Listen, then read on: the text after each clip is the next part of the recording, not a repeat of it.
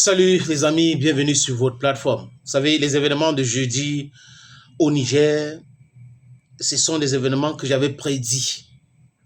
Et depuis un temps, tout ce que j'avais prédit, la tentative d'assassinat sur Assimi Goïta, j'avais prédit. Vous avez vu que it came to pass. Ils ont assassiné Sadio Kamara, ils ont essayé d'assassiner Assimi Goïta. La tentative d'assassinat sur le président Ibrahim Traoré, j'avais prédit cela. Et aussi, pour Abdurrahman Tchani. Les amis, ce n'est pas parce que je suis un prophète. C'est parce que je sais pertinemment que dans l'histoire, l'Occident comprador, l'impérialisme, les voyous économiques n'aiment pas des souverainistes. Vous protégez ce qui vous appartient parce qu'ils volent pour vivre de ça. Ils vont essayer de vous éliminer. Thomas Sankara a été éliminé parce qu'il était révolutionnaire souverainiste. Patrice Emery Lumumba a été éliminé parce qu'il était nationaliste souverainiste. Kwame Nkrumah a été éliminé parce qu'il était nationaliste souverainiste. L'économie de la Guinée a été perturbée avec les faux billets par la France parce que Sékou Touré était nationaliste souverainiste. Marion Ngouabi, idem pour Marion Ngouabi, pour M. Olympio. Donc, tous ces enfants d'Afrique qui étaient Modibo Keïta, le premier président du Mali, et il y a Moussa Traoré, on l'a encouragé pour faire un coup d'État où Modibo Keïta est mort en résidence surveillée parce que Modibo Keïta était un souverainiste. Nasser, on peut citer tous les autres que j'ai oubliés certainement, les amis. Quand vous êtes souverainiste, on cherche à vous éliminer. Et quand il y avait eu la visite du président Wadani, Romoe Wadani, à Niamey, j'avais dit que moi, je ne peux pas le juger pour les actes que l'autre qui est détesté, détestable a posé. Je parle de Patrice Talon. Parce que Patrice Talon était ouvertement pro-atlantiste, pro-européen, pro-français.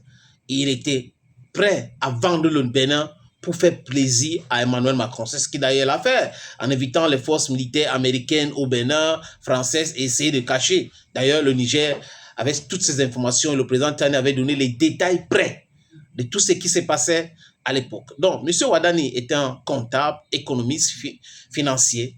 M. Wadani doit être donc un homme pragmatique. Et j'ai essayé de lire pour comprendre ce qu'il avait fait, ses faits d'âme. J'ai vu que c'est un homme qui déteste la corruption. Du moins, jusqu'à présent, ce que j'ai lu. Je ne peux pas dire ce que je ne connais pas. Et je demande encore aux gens d'observer. Parce qu'apparemment, il est dans une démarche qui est pour moi quelque chose de très intéressant. Intéressé pour son pays, oui, parce que de toutes les façons, il faut penser son pays. Il est allé au Niger, il est allé à Ouagadougou, il est allé à Bamako, il a rencontré les dirigeants souverainistes de l'Afrique de l'Ouest. Mais les amis, certains avaient dit, peut-être il vient faire dormir l'esprit de Tiani pour que la France attaque un matin ou une soir sans que le Niger ne soit au courant. J'ai dit non, je ne peux pas l'accuser pour ça. Non, non, non, non, non. Je ne peux pas.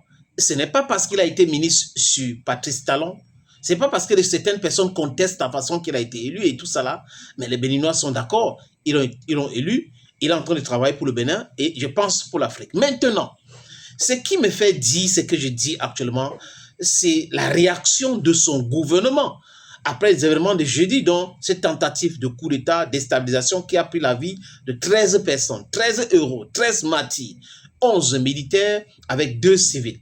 Mais une dizaine, je vais dire ça comme ça, une vingtaine de terreaux éliminés et d'autres capturés.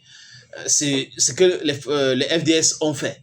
Maintenant, pendant qu'on y est, le Burkina Faso, le Mali, ils ont communiqué. Les chefs d'État ont appelé Abdurrahman Tchani.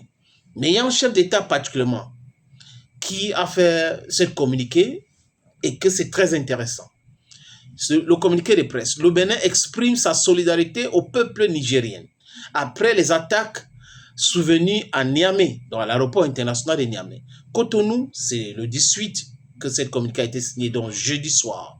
Le gouvernement de la République du Bénin a appris avec émotion les attaques survenues ce matin. Donc, c'est jeudi soir que ce communiqué est sorti aux abords de l'aéroport international Diouri Hamani de Niamey.